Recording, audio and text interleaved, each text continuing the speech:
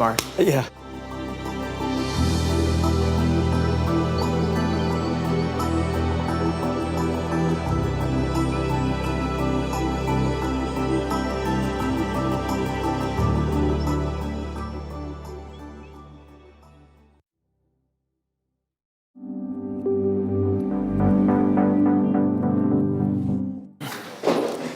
Good morning.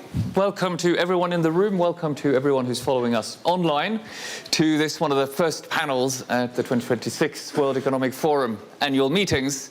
It's shaping up to be a very exciting week, and I'm very happy to be moderating this panel. I'm Martin Sandbu from the Financial Times. The title of this panel is Governments as Economic Superagents, which I think is a very exciting title, because we used to have the Washington Consensus, which, if we dumb it down a little, was basically governments should take care of macroeconomic stability and property rights and get out of the way for the rest. And we're very much not in that world anymore. Everyone has seen how China's state-led development model has had huge successes in terms of growth and industrial development over the past decades. And by now, with all the crises that have been happening in the world, pretty much every government has adopted some form of interventionism, industrial policy, certainly an acknowledgement that the state has a guiding role to play in shaping economic growth. So that's what we're here to talk about today, to hear about experiences from governments, to hear how the private sector reacts, to understand challenges, risks, opportunities. We have a wonderful panel, so I'll very rapidly introduce you. To my left is Ryosei Akazawa, Japan's Minister for Economy, Trade and Industry. Next is François-Philippe Champagne, Canada's Minister of Finance. Directly opposite me, Bob Willen, Global Managing Partner and Chair of Guernsey, the global consultancy company. To my right, Sunny Mann, Global Chair of Baker McKinsey, the international law firm. And last but not least, Kathleen Claussen, Professor of Law at Georgetown University. So a very high-powered panel. So let's just launch straight into it. We have a ridiculously short amount of time, so I apologize in advance if I cut any of you off to make sure everyone has time to speak. And we really do want some of the people in the room to be able to ask questions towards the end. So let's go. Before China, there was Japan. So I'm going to turn to you first, Minister Akazawa.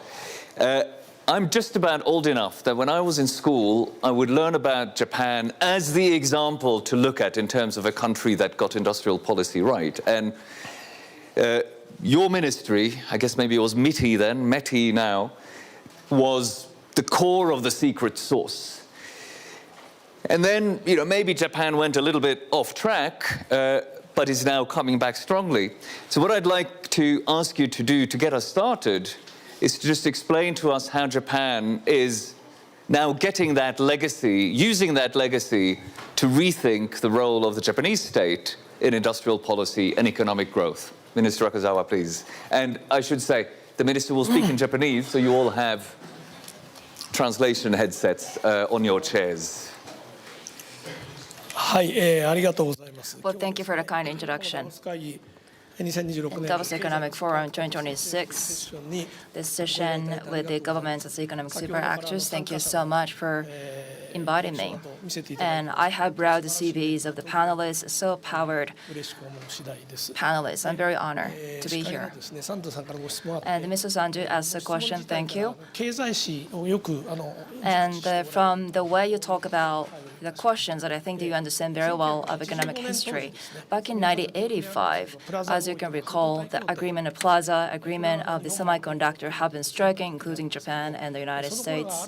And around that time, that was one of the peaks that we enjoyed as Japan. Japan as #1, that book was published in the U.S. and our GDP was almost half of the U.S. And the U.S. started to see us as a rivalry, and one of the hegemonic countries of the United States kept us in check. And trade friction occurred after that, and that was around 1985. And around that same time, then the new neoliberalism has started to appear. And then the politics shouldn't wane in those economy, and industrial policy is not favorable. In order to protect the country, the government shouldn't interfere those economy, and that's kind of the trend we started to see there back then. Now, the United States try to keep Japan in check, and also industrial policy is not necessarily favorable. And without protecting country, we need to open the market, and WTO comes to prominence, and we need to lower tariffs, and that's a development we saw. And that neoliberalism is without taking care of those, that we purchase the things where the cost is lowest and sell those products where the products can be sold. But then what President Trump is thinking about it is that manufacturing of the United States went out of the country, and we need to restore those jobs. But one of the hegemonic countries' stance has been rattled. And neoliberalism is not necessarily favorable for the world economy. That's one of the problem awareness that President Trump has, I think. And the vulnerability started to appear. And the rare earth and key minerals supply started to be suspended by China, and auto cannot be manufactured with those raw materials because of China's policy.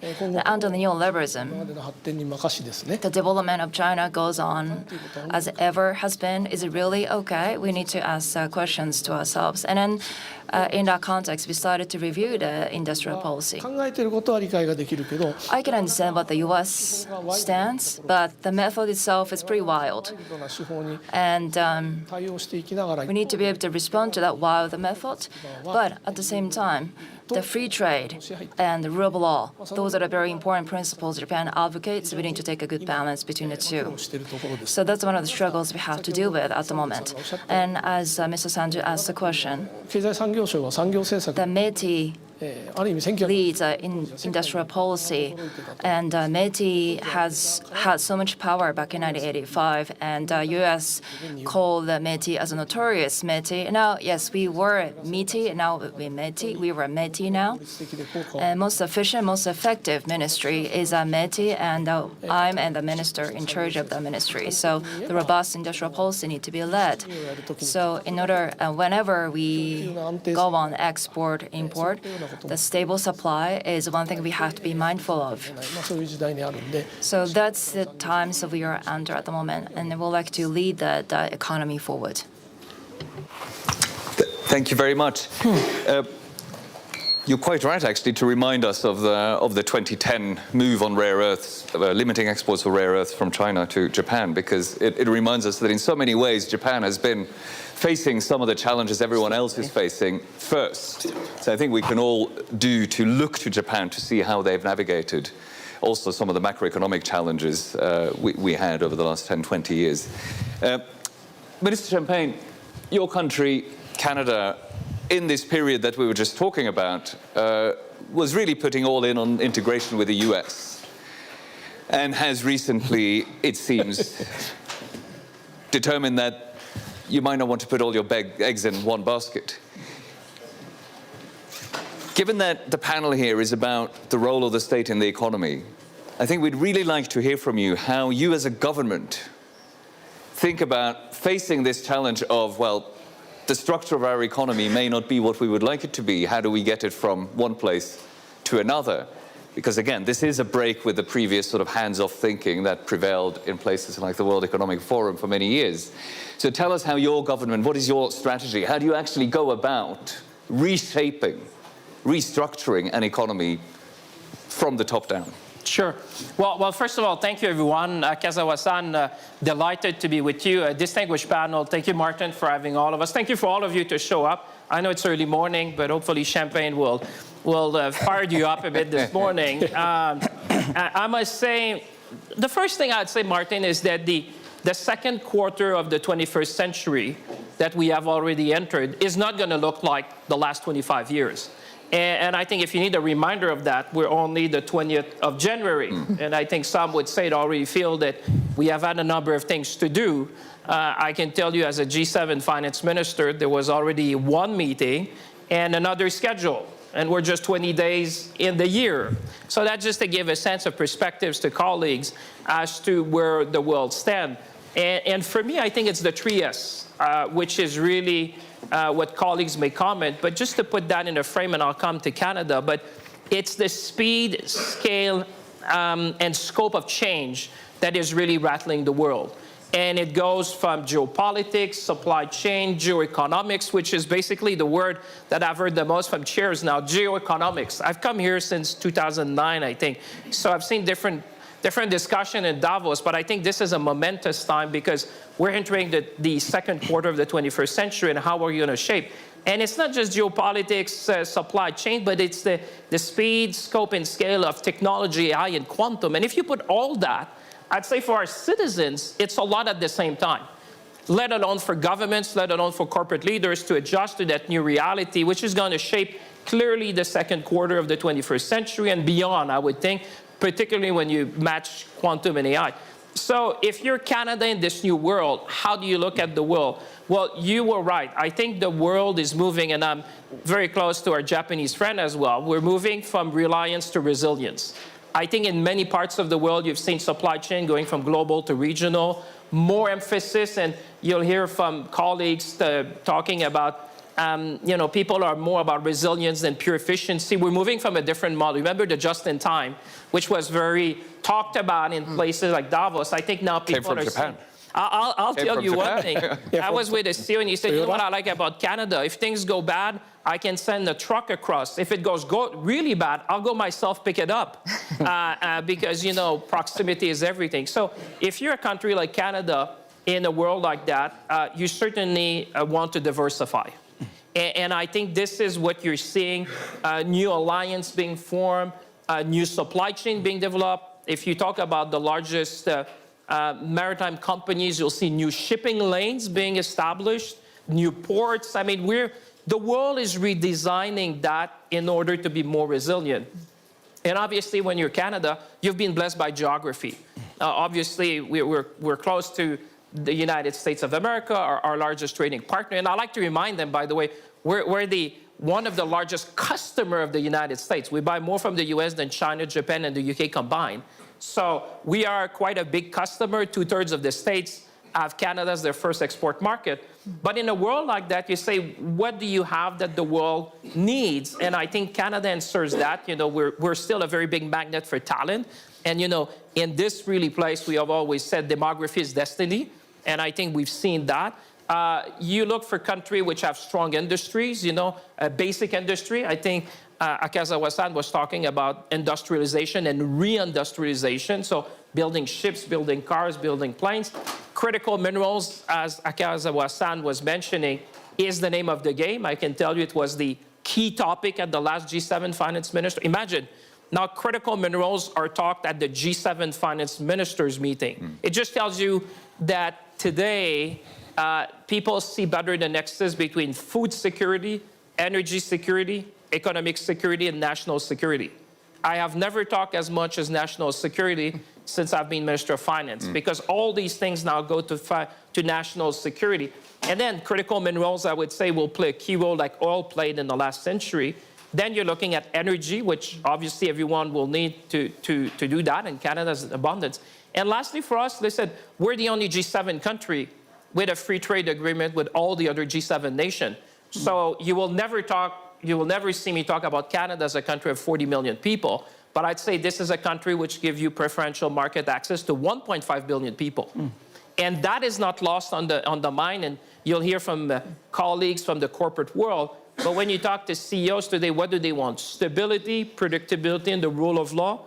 I would say it's in short supply, and Canada has an abundance of it. And therefore, I think that is going to be a differentiating factor in this in the second quarter and beyond, I think, of this 21st century. But the world has changed. That nostalgia is not a strategy. And I think you have to accept the world for what it is today. And together, our role is to shape, obviously, a better world. But let's not look back and assume that what we have lived, and we're about the same age, although you don't have as many white hair, but what we have lived to our life is not going to what we're going to experience in the future. That's a different world.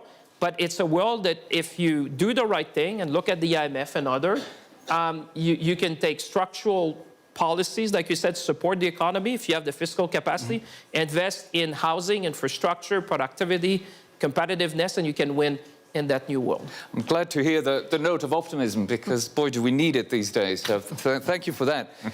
Kathleen, I want to turn to you because you're a professor of law, you're an expert on trade law, but you also used to work at the office of the US Trade Representative, so you've seen trade policy making from the inside.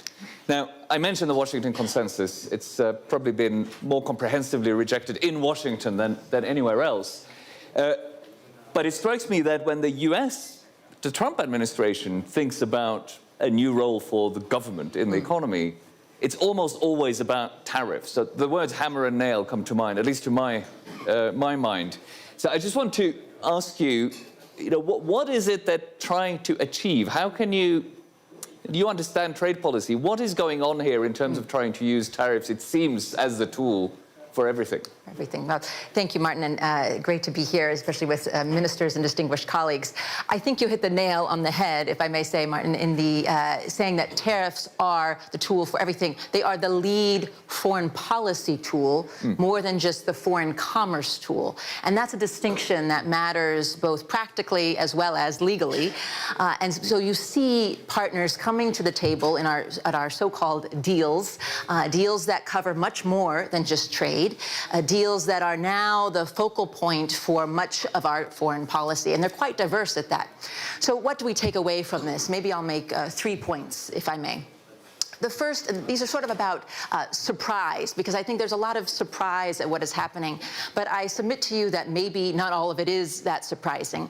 First point, it's not surprising that the president would use tariffs in this sort of central way. He already threatened to do so in the first term, especially under the International Emergency Economic Powers Act, which is the law that he's using to put the tariffs on products from all over the world. So he threatened to do that then. He used other tools at that time. At the same time, you had this sense that the WTO was not sufficient for meeting our trade needs, right? Already when I was in government, as you said, Martin, at that time, there was this sense that it wasn't the place to go for the trade irritants that we had. It wasn't sufficient. The laws did not accommodate our concerns, particularly with China, but also beyond. So that moved us into looking at these alternative tools. Once you say, I want to use these alternative tools for the trade problems, why not use them for other problems? So here we are. That brings me to my second point. The second point is, what has often surprised observers is that much of this is legal under US law. We have a number of statutes on the books with broad berth allowing the president to impose tariffs on trading partners for a broad range of economic security reasons. Now, today may be the day we hear from our Supreme Court as to just how far that goes. It could be today. It could be today. It could be today. It could be any time between now and June, end of June. So we're all waiting. All the lawyers are waiting, watching to see. But as Ambassador Greer said yesterday, it's very easy for the administration to pivot to other statutes, other legal tools that would allow them to keep many of the tariffs in place. The question will be, how far can they go? Is there a bridge too far? Or maybe I should say, is there a big Arctic island too far for our laws to accommodate? So that will turn, Martin, on how the Supreme Court writes the decision, not necessarily what the decision will be. Last, third, final point here is about what is open to surprise, and I think that's the deals, or should I call them term sheets. A deal is not an end game. So it may be a stopgap, but in this context, we'll have to wait and see how they're implemented. And even then, there is certainly not a lot of certainty where the deals are concerned. In a moment, I'm going to get back to Minister Akazawa because, as I understand it, you negotiated the Japanese deal with the US. But let me bring in the other panelists first. Bob Willen, as chair of A.T. Kearney, the consultancy, you talk to a lot of businesses. Just give us a picture of what businesses make of this change, because they used to approve of the sort of hands-off attitude from governments that we had for 20, 30 years. How do they like this new world? Well, I think the first word I would use is uncertainty. Right now, I think corporates around the world are faced with uncertainty in so many different ways. And I think as we started this discussion, Martin, we kind of put this a little bit in historical perspective, which I think is useful. Tariffs get the headlines today, but there's been a growing, implementation, execution of trade-related interventions all around the world over the last dozen to 20 years or so. And we're starting to see that more and more. I think Global Trade Alert tracks trade interventions. It's double what it was just 7 years ago. I think we also see, heard last night, the volume of trade that goes through most favored nation status has gone from 80% to almost 70% in the last couple of years. What corporates face, though, is uncertainty. And as much as they want predictability, as His Excellency said, what they see today is certainly not that. They see not only tariffs, they see different subsidies, interventions of different kinds that all have to be taken into account. And I would use as well, in the CHIPS Act in the US was actually put in place by the Biden administration. It wasn't a Trump policy. Trump continued it, but where Trump then went further, he made a direct investment in Intel, right? So it's really taking what had already started and actually doing something very different. And again, this is the sort of thing we're seeing around the world. For corporates, though, faced with this uncertainty, what we see I would categorize into three areas. One is certainly there's more analysis that's going on around global trading patterns than ever before.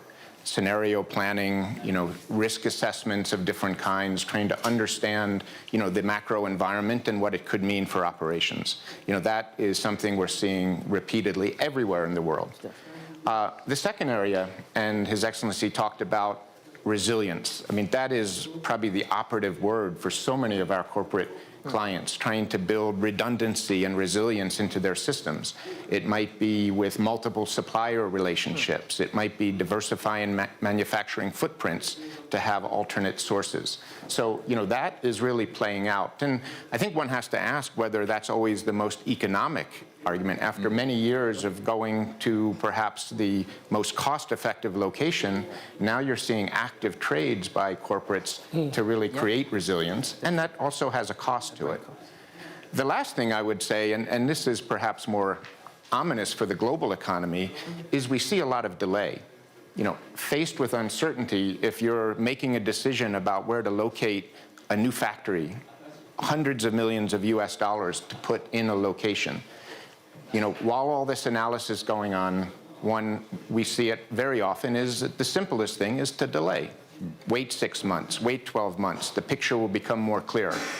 And regrettably, it doesn't really become more clear, yet I think that still is a natural reaction of corporates to hedge, to wait, to hold back, and that's not great for the global economy either. That's really interesting. And I agree with all that. I want to pick up or continue with that theme because Sonny Mann, you're the chair of Baker McKenzie, the international legal firm.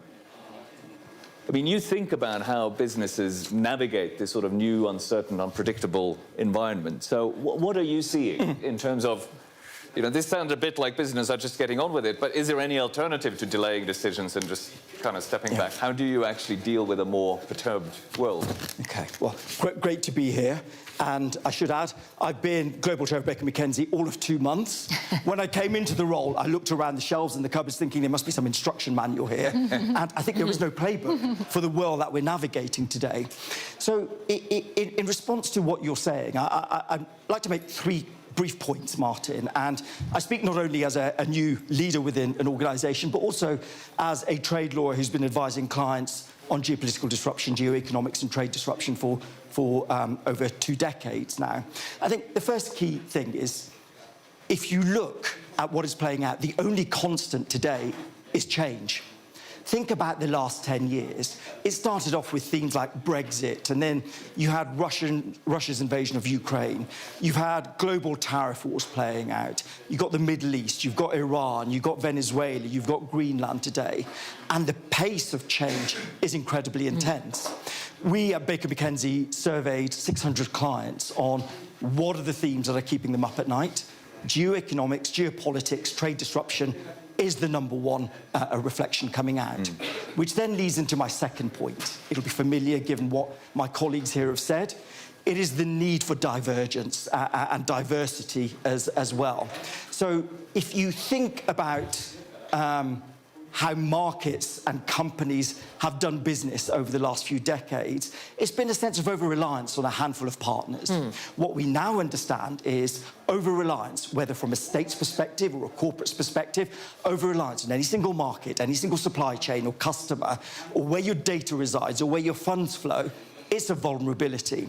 So we're seeing this play out in terms of countries negotiating many more FTAs, but we're also seeing it in terms of where companies are now focusing in terms of diversifying their customer base and their supply chain. Which then leads me to my third and final point. And I'm not just saying this as a lawyer, but I think we should all, as citizens, feel a sense of collective protection for this particular point. I was delighted to hear the two ministers talk about the importance of the rule of law. You need the rule of law to ensure there is the stability that Bob talked about. You need the rule of law to ensure that when you enter into an agreement, you enter into a contract, there is that sense of protection as well. So that is the third key point I'm making as well, Martin. Is there a risk? Could I just follow up on this and ask anyone who wants to address it? Is there a risk that giving the government, the state, a more active role in the economy has a trade-off with the sort of predictability that the rule of law requires? I mean, is there a trade-off here? Maybe the lawyers want to briefly comment first. You should go first, Kathleen. Is there a trade-off in having the state... An active state as an agent in the economy with the rule of law? Is there one? Does it have to be a... Well, it depends on how your state behaves. I think that's easy to say, right? As I mentioned a moment ago, I mean, in this environment, as you've heard from colleagues as well, when you have a state that you expect to act in the way that it has in the past, then you're doing well on that score. But if you have one who's changing mind from one day to the next, it's difficult to say that that's working very well. Because, Martin, the reality is, national security has woven its way into the business world, right? It's dead centre within business strategy now. And so when you have national security permeating things like tariff policy, sanctions, export controls, foreign investment regulations, ESG, the rule of law has to be critical as well, because how else can companies try and work out how to navigate these complex laws? But I would say you need, I would say you can welcome the state intervention in many ways. I'll tell you, for example, when we're looking at reindustrialization, rebuilding supply chain, I'll tell you, for example, critical minerals. As the professors were saying, as long as the rules are clear and fairly applied, I think that serves national security and economic security. I was a Minister of Industry, just like Akazawa-san, before being Minister of Finance. And in Canada, we have the Invest Canada Act, which is an act which I amended to include the concept of economic security within the national security analysis. Because, you know, you look at critical minerals, for example, which is going to be essential to power the world. I think our citizens would expect responsible state who have these resources that are making available to our friends, our partners, our allies around the world to keep an eye on that. You know, a free market might not do it exactly the way that our citizens, because remember, all of us here work for people. And people would expect us in a way to say, but what we needed to do, like I think we've done, we needed to provide predictability, because I happen to be a lawyer as well. Let's say, as long as the rules are clear, and I think our friends from A.T. Kearney would agree, business will adapt. You know, it's like us. They said we need clearer rules on permitting. What was killing investment was the delays, the uncertainty. Once you provide more certainty, corporate will adapt. The finance world will adapt. Everyone is adapting, but what you need is rules. Absolutely. And these rules to be fairly applied. And then I think you can have a win-win-win strategy with people, with corporate and government. I've seen, for example, and people can look at that, but when we have onshored, friend-shored, however you want to describe that, you know, a number of things in North America, I think there was a role for government. I'll tell you, for example, on the EV side, and I think that can still, I think it's still our North Star. It may be delayed, but I'm not sure these would have happened. You mentioned the CHIPS Act at the time. You mentioned, I can see in Canada the investment from our Japanese colleagues, for example, in electric vehicle and in battery manufacturing. These things would not happen by themselves. I could write a book about that, but tell me, you know, not everyone, I said to my colleagues, not everyone wakes up in the morning thinking about Canada. You have to go out and say why would you be the right place. And I would say that applies to all the other countries. So I think there could be a really win-win-win strategy that I see the corporate colleagues and my colleagues from Japan and look at what they're facing now in critical minerals. I'm sure, I can't speak for Japan, but I would expect their citizens would say, yes, you want the government to take a role in that. And obviously that's why we've partnered, for example, to make a strategic alliance on critical minerals. Let's hear from Mr. Akazawa. はい、今ですね、 Yeah. シャンパーニュ大臣 The Minister Champagne で pointed out the very important point, I guess. 大統領が And 約200カ国に関税をどんどん approximately 200 countries have been imposed tariffs by President Trump. オペレーションをやられます。 And somehow he wants to lower tariff for the other countries too. As far as Japan is concerned, Japan never compromised on tariff and asked the U.S. to lower their tariffs against Japan. And that was a negotiation that went on. Now let me spend a few minutes in talking about what happened. But what's important for the business is predictability, as Mr. Champagne said. We need to secure the predictability. So when I had a deal with President Trump, what's significant over the deal is that for Japan, 米国の中に I mean, for the United States perspective, the important supply chain will be built in the United States, and Japan is a very special partner. So Japan will be a most favored nation. And the $4 trillion economy and the great trade condition can be secured for the European Union, which is a $2 trillion economy. That was significant for Japan. Now, the global challenge is at the moment is that China tried to secure and dominate the key minerals, and President Trump said it's America first and want to put in place on the industrial policy, and that has so much repercussion on other countries. Now, in that context, how we can secure predictability, that's one of the top agenda we need to think about. The first, number one economy, number two economy, the method-wise, they were very wild, and statement-wise, they were very casual too. ものをおっしゃるところがあって、我々は非常にそれに対する対処苦労いたしま So we have struggled and we will struggle on how to address it. But predictability is one of the key points we need to be mindful of. And also, as Claussen said, 関税だけがツールじゃない。まさにその tariff is not just a tool. Tariff is not only the tool. That was the thing that the U.S. Japan agreed.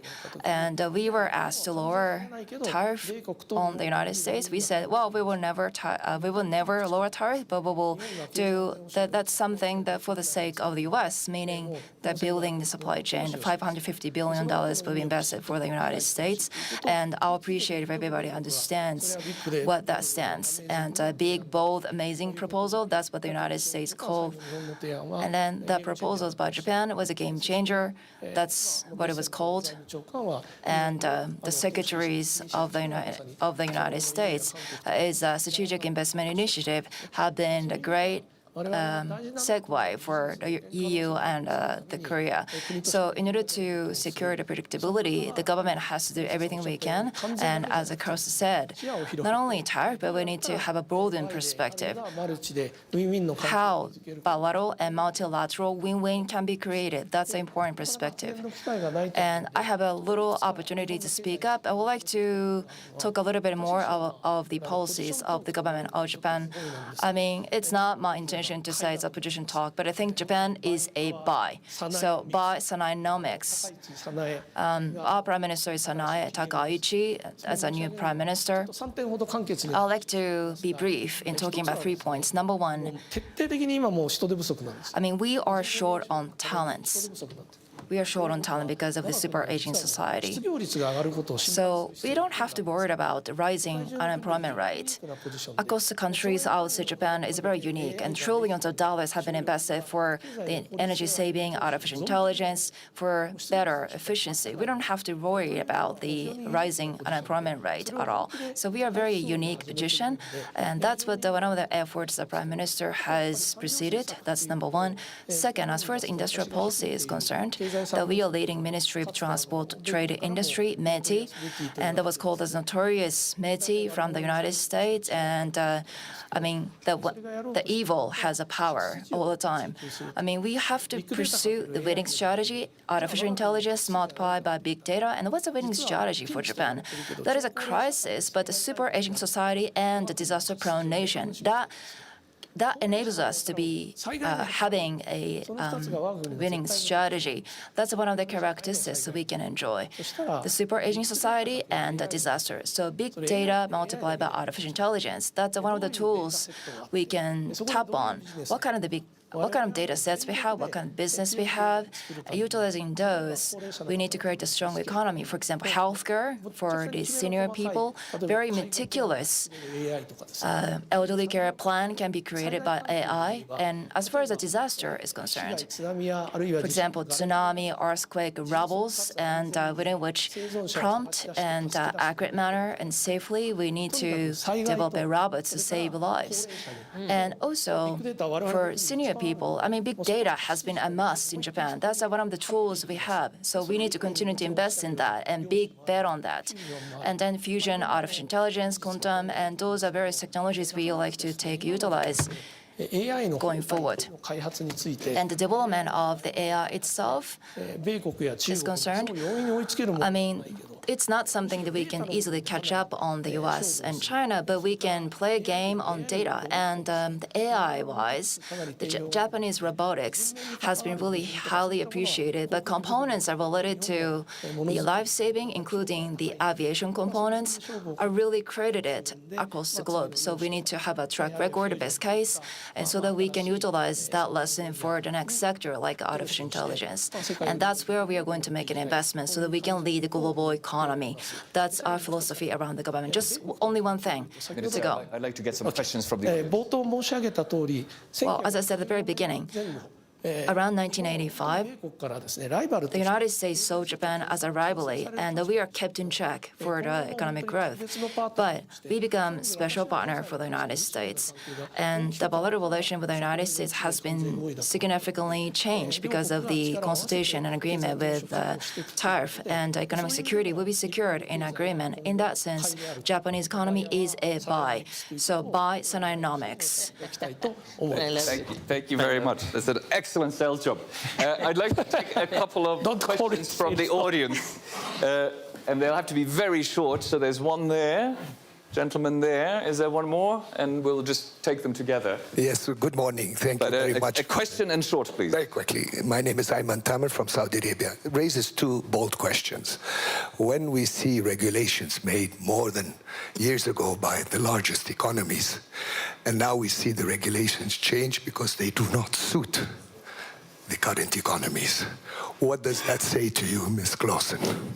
Two, when you have to put tariffs or subsidize or protect your products or your assets so you can compete globally, does it really solve the problem for you in the long term?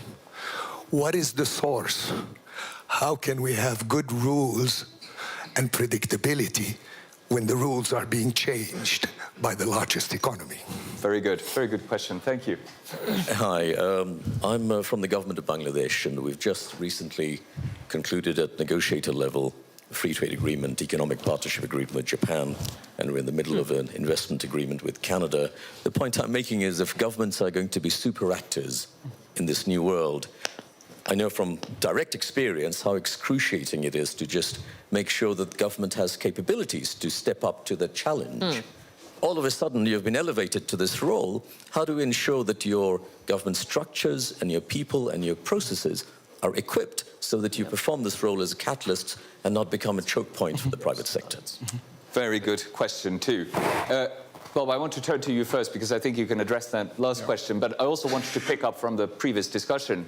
The politicians on the panel are telling us that the private sector will be fine if the rules are clear. You can change them, but they need to be clear and then predictable.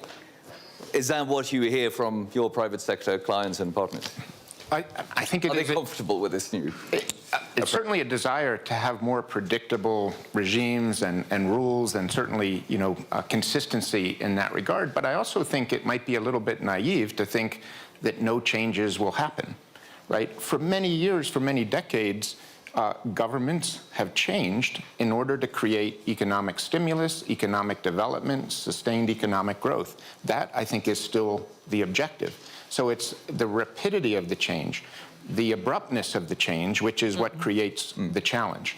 However, again, to use some examples, and I think you talked about the broader ecosystem that's necessary for sustained economic growth, whether it's dealing with the demographics of an aging population and the workforce in order to sustain industry. I'll use the example in Canada, redeveloping a naval shipyard in Halifax. You need not only the shipyard, you need an entire industrial ecosystem to support that growth. In the Middle East, I think the example of the Middle East, really creating diversification isn't about a single investment, it's creating industrial ecosystems at the same time. So again, we have to make sure we look beyond sort of a short-term change, which for everyone is perhaps too much, but think about these broader ecosystems which lead to sustainable growth and sustainable economic development. Minister Akazawa, you want to comment on that? And both of you, briefly, まずですね、ウィレンさんがおっしゃったことは私 Well, first, what the villain said includes two things, I believe. 2つのことが含まれていると思うんです。 Two things were included in your statement, I think. Number one, シャンパーニ大臣の I mean, Minister Champagne and myself are in the politics and the private sector philosophy should be different. Yes. From a perspective politician, obviously the business in our own country and the business globally, predictability need to be enhanced, and for which we are making effort. But yes, for someone who are leading the businesses, and obviously you can't be in trouble unless you have predictability. So yes, I get it. So without being afraid of changing, so you should change yourself. That's kind of animal spirit. So those are the two things that can be balanced at the same time. But from politician perspective, we need to maximize our efforts to ensure predictability, but it can be perfect. の方たちは So できる限り as much as we can, as much as you can, probably business should adapt to the changes. But one of the questions raised that the Japan Saudi Vision 2030, I highly appreciate that vision. Without depending on the oil economy, try to be exploring to the different areas and key minerals and others. And Saudi Arabia has great cooperation with Japan. As far as industrial policy is concerned, that country doesn't have to worry about it because a big country can bring that history back. There are a lot of lessons that they learn and try to protect the industrial policy. Unless you do that, you'll be in trouble. But new industrial policy has been emerged, but it's not to protecting their own country or economy, but the national security is the one thing we want to secure. So once suspending the critical minerals, our key sector wouldn't function. That's the kind of things we want to preempt. So President Trump, President Xi are talking about things, and it sounds like they are prioritizing their own country, but versus what it has been in the past, the national security of the country, vulnerability of the country, those need to be plug the gap, and that's the kind of policy that they're trying to take, and for which we believe that we need to be resourceful for. Thank you very much. Mr. Champagne. No, I was just reflecting. I mean, it's a great panel this morning. I was just reminding myself, I was with Kristalina of the IMF recently, and just for people in the room and watching at home, the uncertainty index, which is published by the International Monetary Fund, is today higher than in the financial crisis. So let's take that as a point, because it's true for corporate leaders. Like you say, change has always been there, but I go back to my 3S. It's the speed, scope, and scale of change. Change you can adapt. I used to be here 20 years in this continent in business, but there was change at a marginal rate. Now it's like change is the defining factor, and the level of uncertainty, bigger than during the financial crisis, is quite significant. And I want to go back to both comments. What's interesting is that diversification requires bandwidth, in a sense that it's not only just diversification from our economy or the Japanese, which we're working on with respect to critical mineral, but I just flew in from Qatar. I was in Doha yesterday, and I think about our Saudi friends and my friend, the finance minister there. Everyone is trying to diversify. Also in the Middle East, they want to diversify their economy. It's the same thing in Europe, the Draghi report. I mean, there's a lot of things going on, and what we need to do now is at the speed and scale that we have not seen before.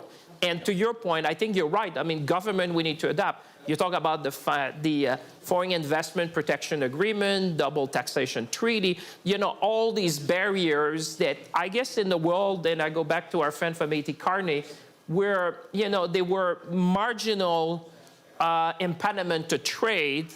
In a world which is like that today, they become real impediment because they just they're piling on to things that already exist. So our role, I would think, Akazawa-san and others in government, is to try to level that playing field as much as we can, provide that kind of predictability in the changing world. As you said, nostalgia is not a strategy, so let's not assume that the next quarter of the 21st century will be much more calm than what we have seen. But I would say, and you mentioned the G7, and I'll just finish on that because I know we're pressed for time, but I can assure you that we said many times, uncertainty cannot become the new certainty. We have a role. G7 is one of the international institutions which still, I would say, is essential and function well. Then you can add others, but certainly that's the core where you say growth, where you say providing a sense of stability. And you mentioned hope, and I want to finish with that because we do have to provide something of hope to our people, because I always say it's difficult for nations to be more hopeful than their leaders, in the sense that it's incumbent upon us to create that framework that will allow for growth and obviously for people to be hopeful still about the future. Thank you. We're running out of time. Kathleen, you were asked directly. Do you want a one-sentence, two-sentence reflection? Well, I think the answer to the question at the international level is that maybe the institutions should change. And the U.S. is not alone in thinking that. Maybe just got there first. But that's maybe the answer to thinking about where we go forward. Thank you very much. One-sentence reflection? Anything to add? I'm going to pick up on the idea of hope. There's a wonderful phrase used by my fellow Punjabis called chardi kala. What it means is when you face adversity and challenge, do it with a sense of resilience and unflinching optimism. I think it's a great concept that we as leaders in this room should be embracing. I think it's also a very nice thing to end on, because I was thinking exactly that when Minister Akazawa spoke, that actually there is a sense that adversity can bring progress, can make you change in productive ways.